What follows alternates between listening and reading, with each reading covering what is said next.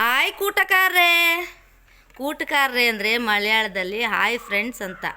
Okay, ನನಗೆ ಪರಂಗಿ ಹಣ್ಣು ತಿನ್ನೋದಂದ್ರೆ ಹೆಂಗೆ ಗೊತ್ತಿತ್ತು ಅಂದರೆ, ಇದ್ರ ಸಿಪ್ಪೆಲ್ಲ ತೆಗೆದುಬಿಟ್ಟು ಅದನ್ನು ಉದ್ದದ ಕಟ್ ಮಾಡಿಬಿಟ್ಟು ತಿನ್ನೋದು ಗೊತ್ತಿತ್ತು. ಆದರೆ ಇಲ್ಲಿಗೆ ಬಂದಮೇಲೆ ಇವ್ರು ನೋಡಿ ಕಲ್ತ್ಕೊಂಡಿದ್ದೇನು ಅಂದರೆ, ಈ ಥರ ಕಟ್ ಮಾಡಿಬಿಟ್ಟು ಏನೇನೋ ಹೊಸ ಹೊಸ ಐಡಿಯಾಗಳೆಲ್ಲ ಹೇಳ್ತಾರೆ ಇವರು. ಓಕೆ, ಈ ಥರ ಕಟ್ ಮಾಡಿಬಿಟ್ಟು ಈ ಥರ ಸೀಡೆಲ್ಲ ರಿಮೂವ್ ಮಾಡಿಬಿಟ್ಟು ಬೀಜಗಳೆಲ್ಲ ತೆಗೆದಾಕಿ ಈ ಥರ ಡಿಗ್ ಮಾಡ್ಕೊಂಡೆ ತೋಡ್ಕೊಂಡು ತಿನ್ನಬೇಕು ಅಂತ ನನಗೆ ಶಾಕ್ ಆಯಿತು. ಇದೇ ನಿಂಗೆ ಕೊಯ್ದಾಗವ್ರೆ, ಹೆಂಗಪ್ಪ ಇದನ್ನ ತಿನ್ನೋದು? ಇದ್ರದ್ದು ಹಾಲಿರ್ತೈತಲ್ಲ, ನಾವು ಚಿಕ್ಕ ಮಕ್ಳಾಗ ಹುಣ್ಸೆಹಣ್ಣು ಹಾಯಕ್ಕೆ ಹೋದಾಗ, ಮಾವಿನ ತೋಪುಗಳಾಗ ಮಾವಿನಕಾಯಿ ಹಾಯಕ್ಕೆ ಹೋದಾಗ ಅಲ್ಲೆಲ್ಲ ತೋಟಗಳಲ್ಲಿ ಬಿದ್ದಿದ್ರೆ ಹಿಂಗೆ ನೆಲಕ್ಕೆ ಹೊಡೆದ್ಬಿಟ್ಟು ಕವ್ರ್ಬಿಟ್ಟು ಇಲ್ಲೆಲ್ಲ ಗಾಯಗಳಾಗಿ ಹೋಗ್ಬಿಡ್ತಿದ್ವು ನಮಗೆ. ಅದು ಫುಲ್ಲು ನಂಜಾಗ್ಬಿಟ್ಟು ವೈಟ್ ಎಲ್ಲ ಆಗೋಗ್ಬಿಟ್ಟು ನಾವಮ್ಮ ಪರ್ಕೆಗೆ ಹೊಡೆದಾಕೊಳ್ಳ ನನ್ನನ್ನು. ಬಲೆ ತೀಟೆ ನಾನು ಚಿಕ್ಕ ಹುಡುಗಿ ಆಗಿದ್ದಾಗ ಹಂಗೆ ಹೊಡೆದಾಕ್ಬಿಡೋಳು. ಹಂಗೆ ಥರ ತಿಂತಿದ್ವಿ. ನಾನು ಭಯಪಟ್ಟೆ ತಿನ್ನೋದಕ್ಕೆ.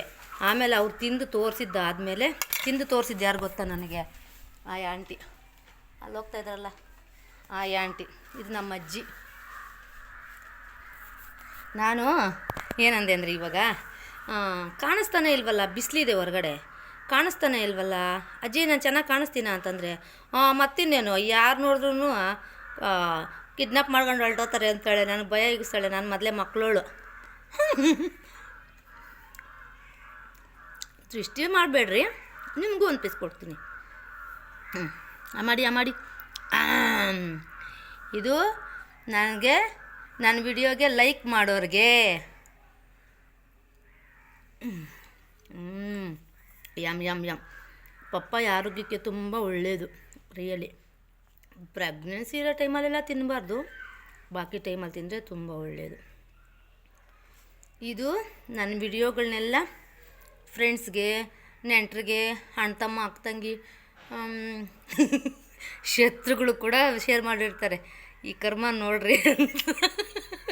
ಅವ್ರಿಗೋಸ್ಕರ ಇದು.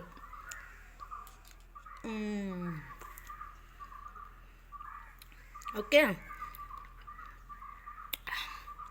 ಆ ಥರ ತಿಂತಿದ್ದೋಳು ನನಗೆ ಇವರು ಹೊಸ ಸ್ಟೈಲ್ ಕಳಿಸಿದ್ರು. ಈ ಚೈನಾದವ್ರ ವಿಡಿಯೋಗಳೆಲ್ಲ ನೋಡ್ತೀವಲ್ಲ, ಮಾವಿನಕಾಯಿಗಳು ಅದೇನೋ ಒಂಥರ ಸಾರಾಕ ಸೌಟ್ ಥರ ಇರ್ತೈತೆ, ಅದನ್ನಲ್ಲಿ ಹಿಂಗೆ ಬಗ್ಗಿಸ್ಬಿಟ್ಟು ಅದೆಷ್ಟು ಚೆನ್ನಾಗಿ ಕಟ್ ಮಾಡ್ತಾರೆ. ನನಗೆ ಆ ಥರ ಟ್ರೈ ಮಾಡಬೇಕು ಅಂತ ಆಸೆ. ಇನ್ನು ನಮ್ಮ ಮಾವಿನ ಹಣ್ಣು ಸಿಗಲಿಲ್ಲ. ಈಗ ಹೊಸ್ದಾಗಲ್ಲ ಯೂಟ್ಯೂಬ್ ಸ್ಟಾರ್ಟ್ ಮಾಡಿರೋದು, ಅದನ್ನು ಬಿಡಲ್ಲ, ಸಿಕ್ಕಿದ್ರೆ ಟ್ರೈ ಮಾಡ್ತೀನಿ. ಇದೇನು ಗೊತ್ತಾ ದೊಡ್ಡ ಪೀಸು? ಸಬ್ಸ್ಕ್ರೈಬರ್ಗಳಿಗೆ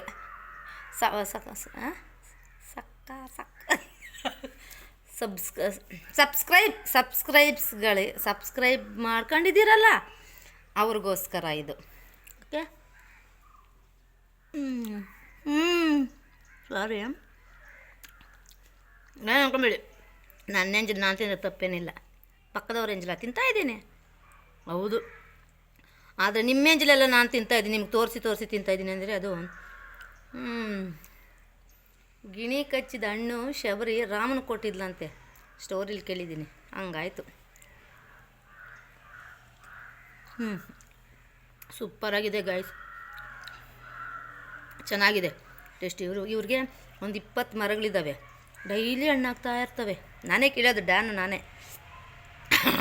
ಆ ದೋಟಿ ಎತ್ಕೊಂಡು ಹೋಗೋಷ್ಟೊತ್ತಿಗೆ ಎಣ ಬಿದ್ದೋಗ್ತದೆ. ಹೆಂಗಂತೀರಾ? ಕಬ್ಬಿಣದ್ದು ಅದು ರಾಡ್ಗೆ ಇದು ಕುಡ್ಗೋಲು ಜಾಯಿಂಟ್ ಮಾಡಿಬಿಟ್ಟವ್ರೆ, ಅದನ್ನ ಎತ್ಕೊಂಡು ಹೋಗಿ ನಾನು ಅಂತ ಬುಸ್ಕುಟ್ಕೊಂಡು ಎತ್ಕೊಂಡು ಹೋಗ್ತೀನಿ. ಅದು ಮೇಲಕ್ಕೆ ಎತ್ತೀವಿ ಅಷ್ಟೊತ್ತಿಗೆ ಕೈಗಳೇ ನೋವು ಬಂದುಬಿಡುತ್ತೆ ಫ್ರೆಂಡ್ಸ್. ತುಂಬ ಇಷ್ಟ ನನಗೆ. ನನ್ನ ಫೇವ್ರೆಟ್ ಫ್ರೂಟ್ಸುಗಳು ಫಸ್ಟ್ ಇದು, ಸೆಕೆಂಡ್ ಒನ್ ಚೇಪೆಹಣ್ಣು. ಹಾಗಾಗಿ ಕಷ್ಟ ಆದರೂ ಪರವಾಗಿಲ್ಲ, ಇಷ್ಟಪಟ್ಟು ತಿಂತೀನಿ.